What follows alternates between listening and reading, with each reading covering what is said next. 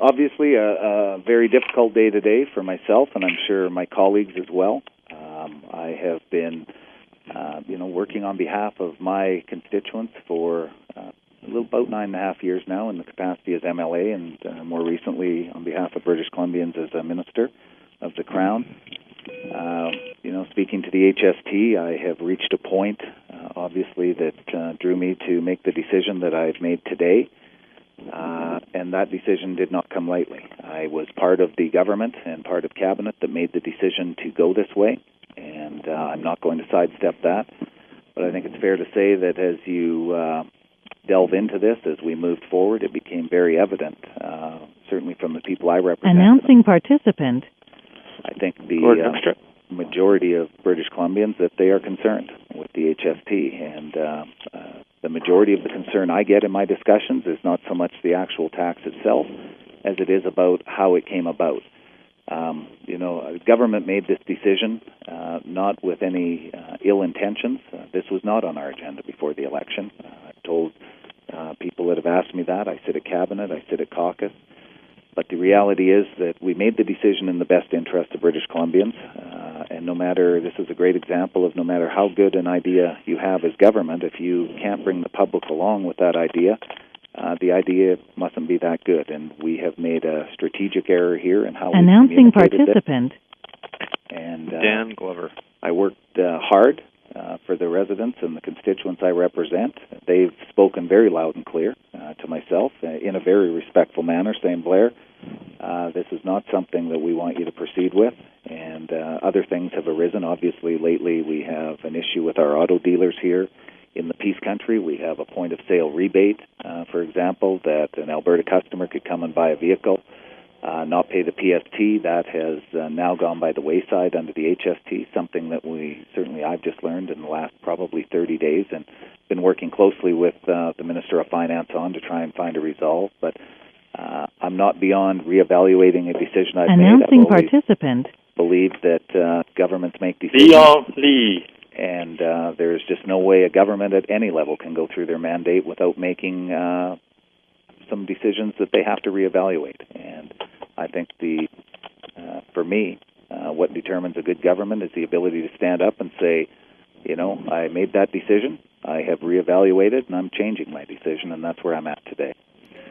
So with that, I'm going to try, ladies and gentlemen, to answer your questions. If we could do it one at a time, I'm going to appreciate it. And if you could just say your name, I will do my best to answer it, and I'll spend as much time as I can with you to get through everybody. Blair, Sean Holman, I guess I'm wondering, you've both resigned from cabinet as well as the Liberal caucus, and I'm just wondering... Hey, Sean, I'm going to put you on speakerphone. 1 second. No, that's fine. I better not lose you guys. No, that's great.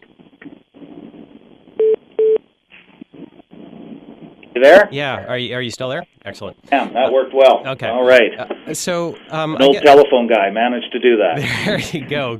That's excellent. Go ahead, Sean. I guess what I'm wondering is, you've both resigned from cabinet and caucus, and I'm wondering why you felt it was necessary to take that extra step and resign from caucus, because conceivably you could have stayed in the Liberal caucus even though you weren't in cabinet.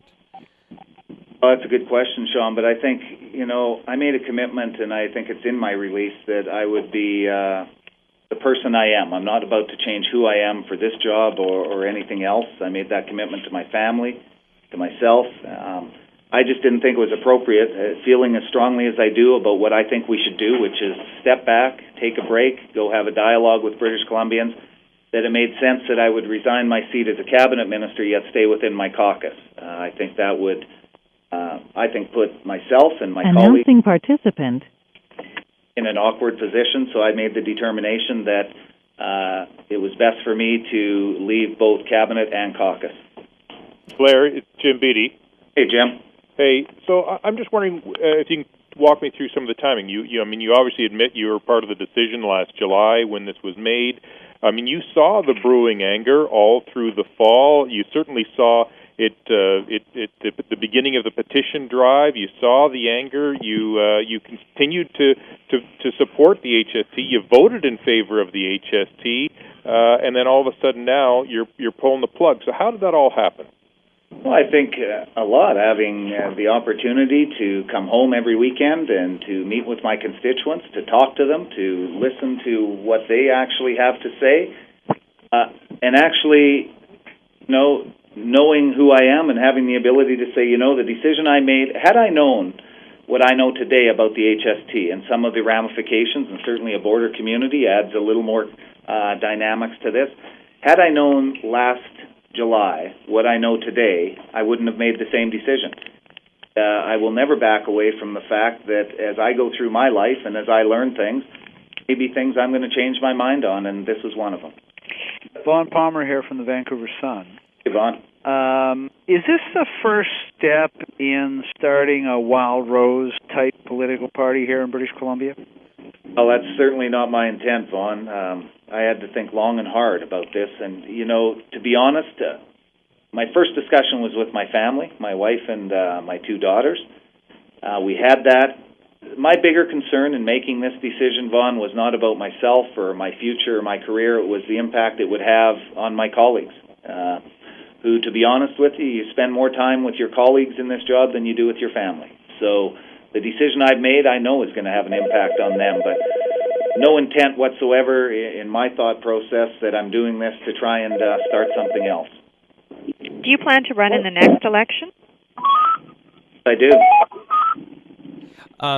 Blair, as a Minister of Energy and Mines, you losing people apparently. Yeah, that's right. As Minister of Energy and Mines, you were responsible for a number of decisions that some would say were controversial, such as the Clean Energy Act, which resulted in what some have described as the emasculation of BCUC. I'm just wondering, did any of these other decisions factor into your decision to step aside from Cabinet and caucus? Absolutely not. I'll tell you, I'm very proud of the Clean Energy Act, and I encourage British Columbians to read it. I think it is going to take us in a position in North America to the forefront. I'm proud of the announcement we made on Site C. I'm proud of the work we've done on the flaring issue, the issue of setbacks and air monitoring when it comes to the oil and gas industry. I've always said that I'm willing to work with people. I had certainly some goals that I wanted to reach as the Minister of Energy, Mines, and Petroleum Resources. It's an incredible ministry. I think probably, with no slight to my colleagues, the best one in government, and I know Bill Bennett will go in and do a good job. But I accomplished a great deal. I'm proud of what I accomplished, and we're going to carry forward. But no, nothing else came into my decision-making process on this. Blair, it's Jim Beattie. You've talked a lot about your colleagues, how much time you've spent with your colleagues. Participant exiting. Have any of those colleagues indicated to you that they may be following in your path?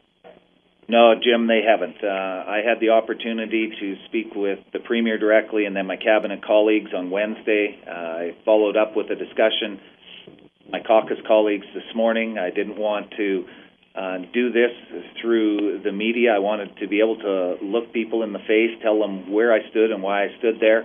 I was able to do that, but no, nobody's indicating that. Have you heard from... that you've learned some things now that if you had known back then you wouldn't have supported the HST. What exactly are those things? I think one would obviously be the issue on border communities and the point-of-sale rebate. I'm still optimistic and hopeful that we can find a way to solve that. But really, I think it's a lesson for me, and I'll only speak for myself. We made this decision in the best interest of British Columbians. I think we got so caught up in, this economic downturn that the globe was facing, trying to find a way to make sure we remain strong in British Columbia. We clearly forgot to bring the public along, and that's the real issue here. There's speculation that you may be heading towards the BC Conservatives and that you're a potential leader for that group. Is there anything to that? No, that would be pure speculation today. I'm dealing with a difficult decision I made. Like I said, I have the utmost respect for my colleagues. We see this issue differently in that. Could you foresee, are there possibly joining another political party within this particular term as MLA or in the future? Oh, Sean, I'm not even thinking that right now. To be honest, I'm trying to get through, answer as many questions as I can, and what's on my mind, to be honest with you right now, is going home and seeing my family.